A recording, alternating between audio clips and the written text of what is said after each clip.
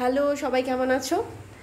আচ্ছা, আজকে আমি চলে এসেছি আর একটা নতুন বলবো না, ঠিক এক্সপেরিমেন্টাল রেসিপি আমি বলবো। আমি ফার্স্টে ইনগ্রিডিয়েন্টসগুলো দেখিয়ে দিই, তাহলে তোমরা হয়তো কিছুটা আন্দাজ করতে পারবে আমি কী করতে চলেছি। এটা হচ্ছে আমার মেন কুইন বলতে পারো বা কিং অফ দ্য রেসিপি হচ্ছে মাটন আজকে, যেটা আমাদের বাঙালিদের জন্য একটা খুব খুব মানে একটা জিভে জল আনা ব্যাপার।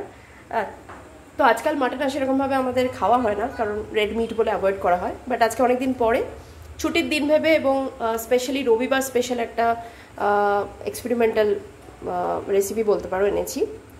কেন এক্সপেরিমেন্টাল বলছি সেটা একটা কারণ আছে, আমি আস্তে আস্তে বলছি। আচ্ছা, এটা হচ্ছে আমার বাসমতি চাল, যেটাকে আমি জাস্ট এমনি ধুয়ে রেখে দিয়েছি, জলে ভেজাইনি, জাস্ট ধুয়ে রেখে দিয়েছি। আলু আমি দুটো আলু নিয়েছি, ওটাকেই মানে ছোট ছোট করে কেটে নিয়ে, একটা বড় আলু একটা মিডিয়াম সাইজের আলু ছিল। এখানে আমি গোটা গরম মশলা নিচ্ছি, এখানে তেজপাতা, দুটো তেজপাতা, একটা বড় এলাচ নিয়েছি, আর এখানে 4-5টা লবঙ্গ নিয়েছি, আর এটা হচ্ছে আমার দারচিনি, ঠিক আছে, দুটো। আমি ছোটো এলাচ এটাতে দিচ্ছি না, আমার গরম মশলাতে অলরেডি সব কটা থাকবে। আচ্ছা, কেন এক্সপেরিমেন্টাল বললাম, এবার আসি এটাতে। এই যে জিনিসটা দেখছো, এটা দেখতে, কালারটা হয়তো দেখতে একটু তোমাদের বিট বিট মতো মনে হচ্ছে, কিন্তু এটা হচ্ছে মিক্স অফ টমেটো আর বিট। বিটের পরিমাণটা খুবই কম, কিন্তু যেহেতু বিটের কালারটা খুব প্রমিনেন্ট থাকে, তাই জন্য বিটের কালারটা এখানে ডমিনেট করেছে, ঠিক আছে। আচ্ছা, এখানে এই পেস্টটা হচ্ছে আমার শুধুমাত্র রসুন, পেঁয়াজ আর একটা শুধুমাত্র কাঁচা লঙ্কা, ঠিক আছে। এইটা হচ্ছে আমার একটা কাঁচা পেঁপে। কাঁচা পেঁপের জাস্ট 3-4টে পিসকে আমি একটু পেস্ট করে নিয়েছি, কারণ সেটা আমার মাংসটাকে সেদ্ধ করতে হেল্প করবে। আর এইটা হচ্ছে আমার বেরেস্তা করবো আমি এটাকে দিয়ে। একটু ধনেপাতা নিয়েছি আর একটা কাঁচা লঙ্কা। আমি গোটা রান্নাতেই কিন্তু সর্ষের তেল ইউজ করব। আচ্ছা, কোনো আইডিয়া করতে পারলে কী বানাতে যাচ্ছি? দেখতে হয়তো মনে হতেই পারে যে আমি মাটন বিরিয়ানি করতে যাচ্ছি, কিন্তু অ্যাকচুয়ালি না, এটা কিন্তু মাটন বিরিয়ানি নয়। যদিও অনেকগুলো ইনগ্রিডিয়েন্টস মাটন বিরিয়ানির সাথে খুব মিল আছে, কিন্তু আবার যেহেতু আমি বলছি যে, আমি বারবার বলি এটা, যে আমরা একটা ভীষণ ফাস্ট পেস অফ লাইফে আমরা বাস করছি, আমাদের কাছে অত টাইম নেই, যে biryani is a very long process.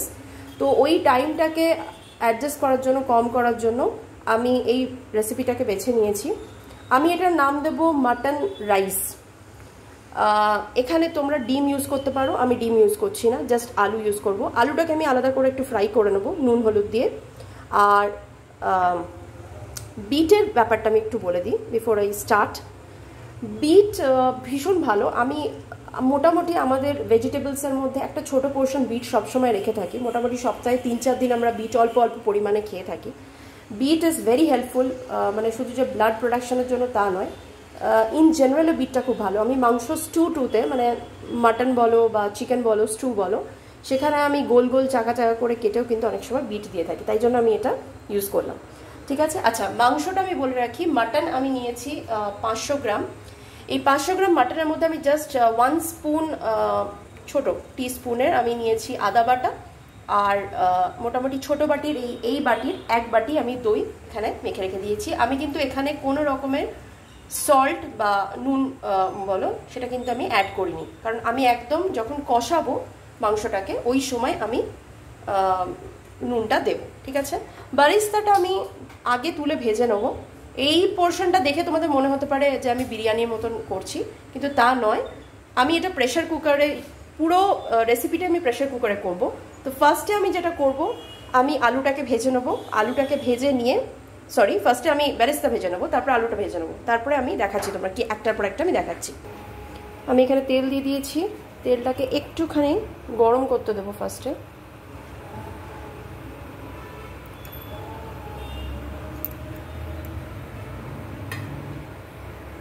তেলটা দেখো অলরেডি গরম হয়ে গেছে। এবার আমি আস্তে আস্তে করে বেরেস্তাটা বানিয়ে নেব। একটু লালচে আর বা ব্রাউনিশ করে একটু ভেজে নেব।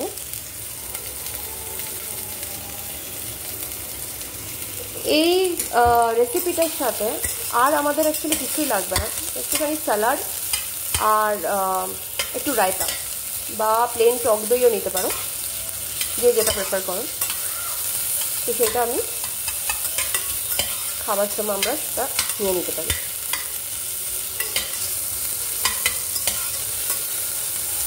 আমি এইখানে না একটুখানি ফ্লেমটাকে খুব হাই ফ্লেমে রাখিনি, কিন্তু মোটামুটি একটু মিডিয়াম হাইতেই রেখেছি।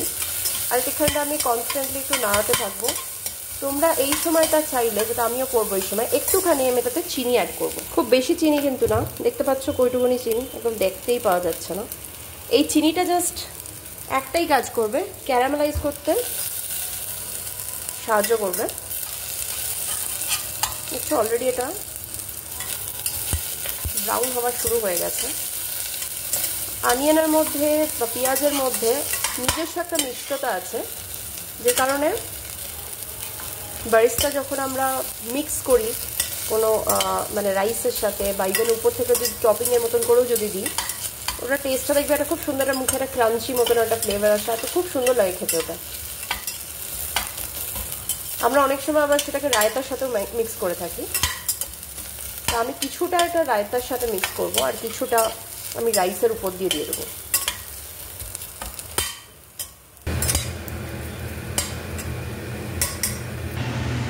দেখো আমি এটা তুলে নিয়েছি, যেহেতু আমি ডিপ ফ্রাই করিনি আর আমি খুব বেশি কড়কড়ে করে এটা ভাজিনি, ঠিক আছে। আচ্ছা, এবার আমি আরেকটুখানি তেল দেবো। এবার আমি আলুটাকে ভেজে নেবো। আলুটাকেও আমি একটু লালচে লালচে করে ভেজে নেবো। এর মধ্যে আমি দেব হচ্ছে একটুখানি আমি নুন দেব তেলের মধ্যে, আর একটু হলুদ, আর একটু হলুদ দিলাম, নাড়িয়ে নেবো এটাকে।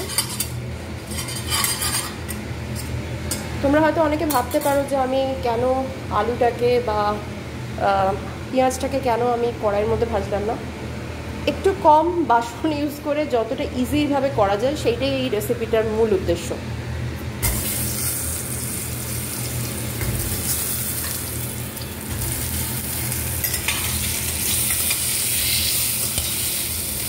আলুটাকেও কিন্তু আমরা একটুখানি লালচে বা ব্রাউনিশ করে একটু ভেজে নেব।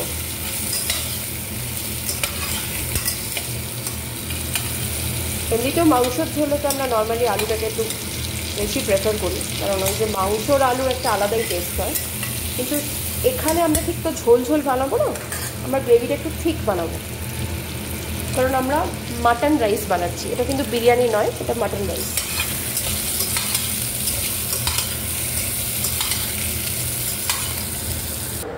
দেখো আমি আলুগুলোকে ভেজে তুলে নিয়েছি, মোটামুটি খুব লালচে করে ভাজিনি, মিডিয়াম। আমি এবার আরেকটুখানি তেল এই প্রেসার কুকারে নিয়ে নিয়েছি। এইবার আমি এটার মধ্যে গোটা গরম মশলা, একটু গোটা জিরে দেবো আমি এটার মধ্যে। গোটা জিরে দিলাম। নেক্সট আমি দিচ্ছি তেজপাতাটাকে একটুখানি আমি ভেঙে দিলাম, ঠিক আছে। আর আমার বাকি যে গরম মশলাগুলো সেইগুলো আমি দিয়ে দিলাম।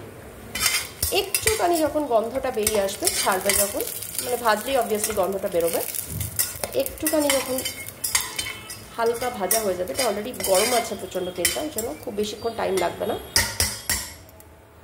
আচ্ছা, একটা কথা বলে রাখি এখানে, তো তোমরা চাইলে এই রান্নাটাতে কাঁচা কি বলে লঙ্কার পেস্ট ইউজ করতে পারো এখানে, ঠিক আছে। অনেকে আবার লাল লঙ্কা পেস্টও ইউজ করে, লাল লঙ্কা গুঁড়ো ইউজ করে।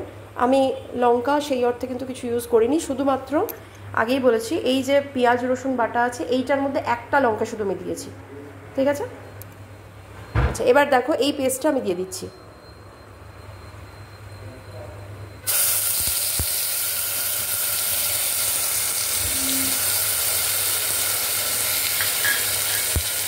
এই পেস্টটাকে খুব ভালো করে ফ্রাই করতে হবে যতক্ষণ না একটা ব্রাউনিশ কালার আসছে।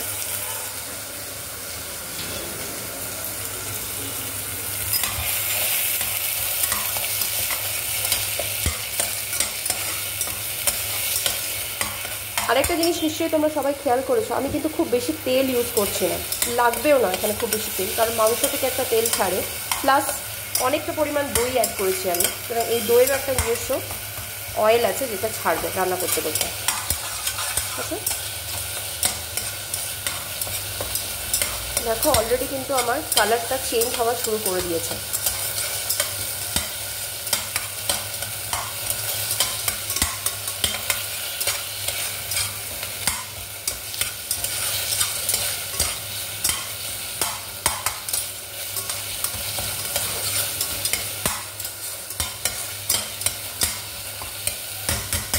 আচ্ছা, আরেকটু আর জাস্ট হয়তো 15-30 সেকেন্ড মতন আমরা এটাকে ফ্রাই করব।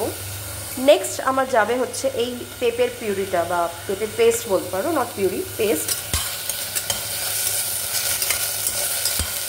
পেঁপে দিলে মাটন স্পেশালি খুব সুন্দর সেদ্ধ হয়।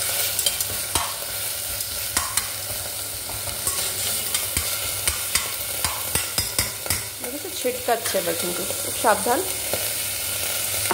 গ্যাসটা আমি একটু কমিয়ে দেবো। আচ্ছা,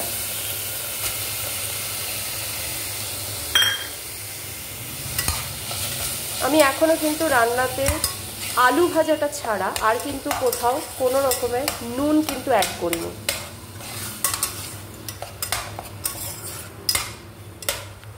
অলরেডি খুব সুন্দর একটা গন্ধ আসছে, কিন্তু এই পেঁপের যে পেস্টটা দেওয়ার পর একটুখানি বেশিক্ষণ ধরে কিন্তু এখানটা ভাজতে হবে, কারণ পেঁপের একটা কাঁচা গন্ধ আছে, সেই গন্ধটা কিন্তু থাকলে ভালো লাগবে না। এই পেঁপের কাজটা হবে সফট করতে। পুরো রান্নাটাই কিন্তু আমি করছি লো মিডিয়াম ফ্লেমে, ঠিক আছে আপাতত। আর আমি সাইড বাই সাইড একটু গরম জল করে রেখে দিয়েছি, কারণ আমি যখন মাংসের গ্রেভিটা যখন করব, আমি 3 বার প্রেশার কুকারটা চালাবো। একবার হচ্ছে শুধুমাত্র মাটনটাকে দিয়ে মাটনটাকে ফার্স্টে ভালো করে সেদ্ধ করে নেবো, মানে গ্রেভিটা সমেত। নেক্সট আমি মোটামুটি যখন 5-6টা, যেহেতু মাটন একটু বেশি টাইম লাগবে, সিটিটা একটু বেশি লাগবে, তো 5-6টা সিটি দেওয়ার পর তারপর আমি এই ভাজা আলুগুলো দেবো, আবার 2টো সিটি দিয়ে দেবো, তারপরে আবার আমি চালটা দেবো, লাস্টে আমি চালটা দিয়ে একদম ফাইনালি করবো। আচ্ছা, এখানে আমার যে পেঁপে বলো বা পুরো যে পেস্টটা বলো আমার ফ্রাই হয়ে গেছে, সুন্দর গন্ধ এসছে, কাঁচা কাঁচা গন্ধটা চলে গেছে, ঠিক আছে। এইবার নেক্সট আমি দেবো হচ্ছে এই যে টমেটো আর তোমার বিটের যে পিউরিটা, এটা কিন্তু 2টো টমেটো আছে, ছোটো সাইজের 2টো টমেটো, আর জাস্ট হাফ আঙুল বলতে পারি বিট আছে, এটা আমি পুরোটাই দিয়ে দিলাম।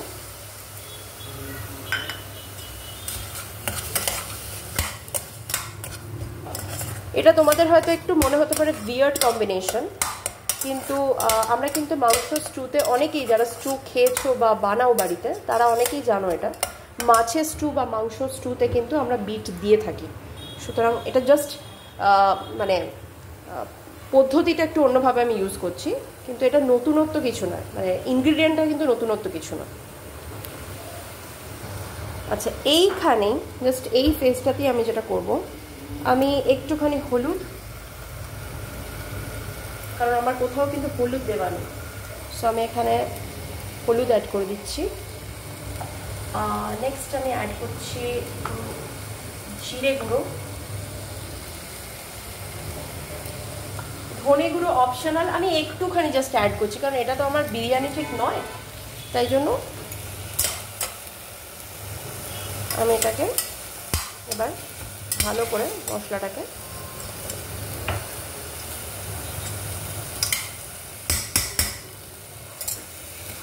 মিক্স করে নেব। এখানেও কিন্তু টমেটোর যে পেস্টটাকে খুব ভালো করে ফ্রাই করতে হবে, কারণ গন্ধটা কাঁচা যেন না থাকে। প্লাস অন্য যে মশলাগুলো দিয়েছো সেগুলো এখানে যেহেতু আমরা অলরেডি অ্যাড করে দিয়েছি, সেটাকে কিন্তু ভালো করে ভাজতে হবে, ঠিক এইখানেই আমরা ভাজবো ভালো করে। আচ্ছা, একটা জিনিস বলি, কেউ যদি তোমরা চাও যে বিরিয়ানি মশলা অ্যাড করবে, এখানে করতে পারো, কিন্তু আমি যেহেতু এটা মাটন রাইস করছি, ঠিক বিরিয়ানি তো করছি না, তাই জন্য আমি বিরিয়ানি মশলা ইউজ করব না, আমি একদম লাস্ট থেকে একটু গরম মশলা অ্যাড করব।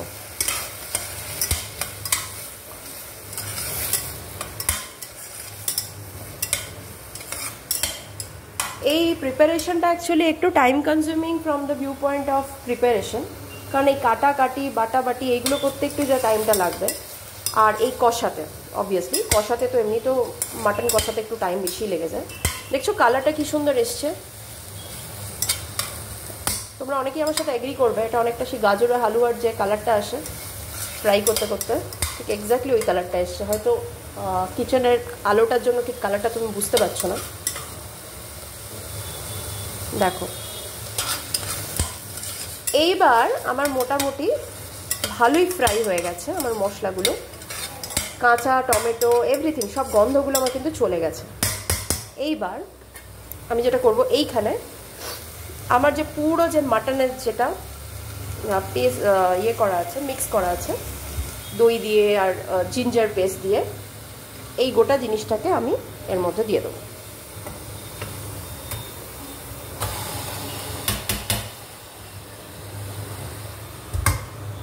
একটুখানি আগে মিক্স করে নেব। টিপিক্যাল একটা সাদা ভাতের হয়তো কালারটা তোমরা এখানে পাবে না, কারণ অবভিয়াসলি এতটা দেখে মনে হচ্ছে গাজর দিয়েছি, কিন্তু গাজর না, এটা টমেটো আর বিটের কালার। তো রাইসটার কালারটা একটু অন্যরকম হবে।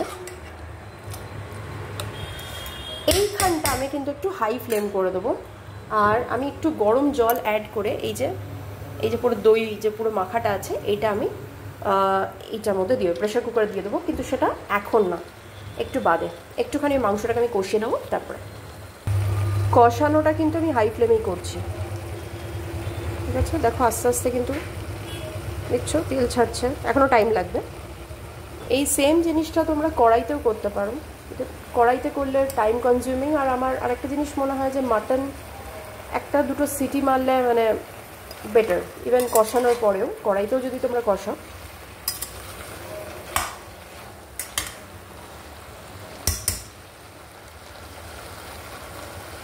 আমি এইখানে এইবার 1 স্পুন এখানে আমি নুন অ্যাড করছি।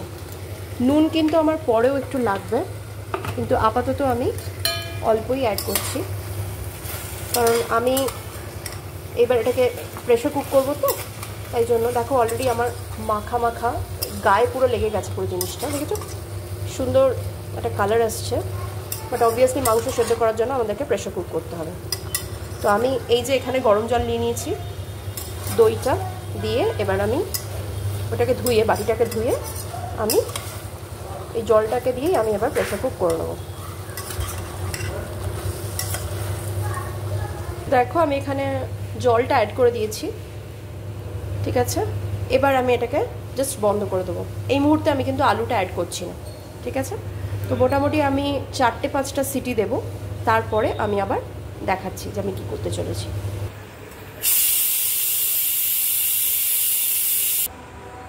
আচ্ছা দেখতে পাচ্ছ, এইটা হচ্ছে জাস্ট আমি মাংসটা সেদ্ধ করেছি। আমি তোমাকে একটু দেখিয়ে দিই, একটা পিস আমি একটু তুলে দেখালে বুঝতে পারবে যে কতটা মাংসটা সেদ্ধ হয়েছে। এই যে দেখো, এই পিসটাকে আমি তুলে দেখাচ্ছি। মাটন যেহেতু, এই দেখো এটা কিন্তু এখনও আরেকটু হবে, দেখতে পাচ্ছ এই যে ছেড়ে আসছে, কিন্তু আরেকটু হবে। সো আমরা এবার যেটা করব, এটাকে আমি আবার এমনিতেও আমাকে আরেকবার সিটি দিতেই হবে। এর সাথে এবার আমি আলুটা দিয়ে দেবো, এই যে আলুটা আর চালটা, ঠিক আছে। তো আমি দিয়ে দিচ্ছি, আর এখানে আমি আরেকটুখানি জল দেব, কারণ আমার ভাতটা একবারে হবে। ভাতটা কিন্তু আমার সেদ্ধ ভাত নয়। জলের সাথে আমি একটু নুন দেব, একটু ঘি দেব, একবার একটু গরম মশলা আমি দিয়ে, একটু লেবুর রস দিয়ে, তারপরে আমি এটাকে ক্লোজ করব। আমি এখানে চালটা অ্যাড করেছি, এই যে 1 বাটি চাল ছিল, আমি এইটার মাপি এবার। নর্মালি আমরা যেটা করি 1 কাপ চালের সাথে 2 কাপ জল অ্যাড করি, কিন্তু এখানে অলরেডি জল আছে, তাই জন্য আমরা জলটা একটু কম দিলাম, ঠিক আছে। আমি এটাকে ভালো করে মিক্স করে নেব।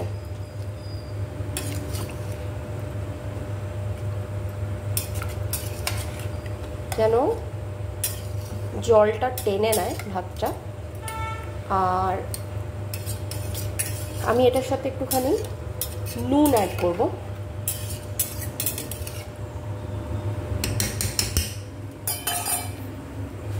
এই যে এতটা নুন আমার লাগছে, আর একটু নুন আমি অ্যাড করবো কারণ চাল আছে অনেকটা। এই যে ঠিক আছে, তো মোটামুটি আরও 1 স্পুন আমি নুন অ্যাড করে দিলাম। আরেকটা জিনিস হচ্ছে, নর্মালি আমরা যখন ভাতের সাথে মাংস খাই আমরা একটুখানি চেষ্টা করি যে নুনটা একটু বেশি প্রেফার করি আমরা, ঠিক আছে। এবার আমি নুনটা অলরেডি অ্যাড করে দিয়েছি। আমি এর সাথে এবার একটুখানি ঘি অ্যাড করব, গরম মশলা অ্যাড করব, তারপর আমি এটা বন্ধ করব।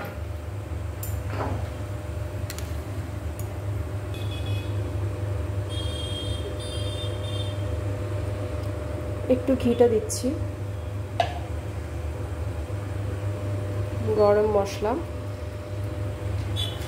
আমি কিন্তু এই মুহূর্তে ধনেপাতাটা অ্যাড করছি না, পরে অ্যাড করব, ঠিক আছে। আগে আমি প্রেসার কুক করে নেব, তারপরে আমি এটাতে মোটামুটি আরও 2টো সিটি দেব, দিয়ে বন্ধ করে রেখে দেবো, ঠিক আছে। জাস্ট ফিউ ড্রপস লেবু আমি দিচ্ছি, এটা ভাতটাকে ঝরঝরে করতে সাহায্য করবে।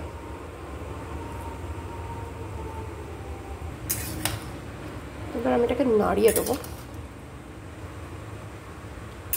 তোমরা যদি চাও ধনেপাতা এখানেও অ্যাড করতে পারো, আমি ধনেপাতাটা এখানে অ্যাড করছি না, ঠিক আছে। এবার আমি এটাকে বন্ধ করে দেবো। কুকারটাকে আমি বন্ধ করে দিয়েছি। এবার আমি 2টো সিটি এটাতে পড়তে দেব, তারপরে যতক্ষণ না প্রেশারটা পুরো রিলিজ হচ্ছে আমরা ততক্ষণ এটা বন্ধ করে তারপরে দেখাচ্ছি কী হচ্ছে। দেখো আমি জাস্ট প্রেশার কুকারটা খুললাম, so this is the condition.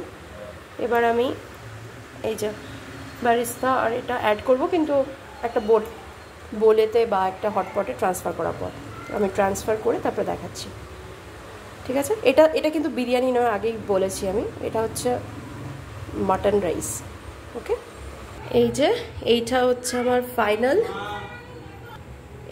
Final আমার মাটন রাইস। তো এটা আমি সার্ভ করব রায়তা দিয়ে, এই যে সিম্পল রায়তা। আমি বললাম বারিস্তা অ্যাড করবো আমি, তার সাথে আমি একটু শসা কুচিয়ে দিয়েছি, আর এটা আমার হোমমেড মশলা তার সাথে। তো তোমরা অবশ্যই এই রেসিপিটা ট্রাই করো বাড়িতে, আর আমাকে জানিও তোমাদের কেমন লাগলো। এটা খুব একটা ইজি রেসিপি, দেখতেই পাচ্ছ খুব ঝরঝরে হয়েছে রাইসটা। একটু ক্লোজ শট দিয়ে আমি, হ্যাঁ, লঙ্কাটা তোমরা চাইলে আগে কুচিয়েও দিতে পারো তোমাদের ইচ্ছা মতন। যদি তোমাদের রেসিপিটা ভালো লেগে থাকে তাহলে please share, subscribe and like my channel. Thank you.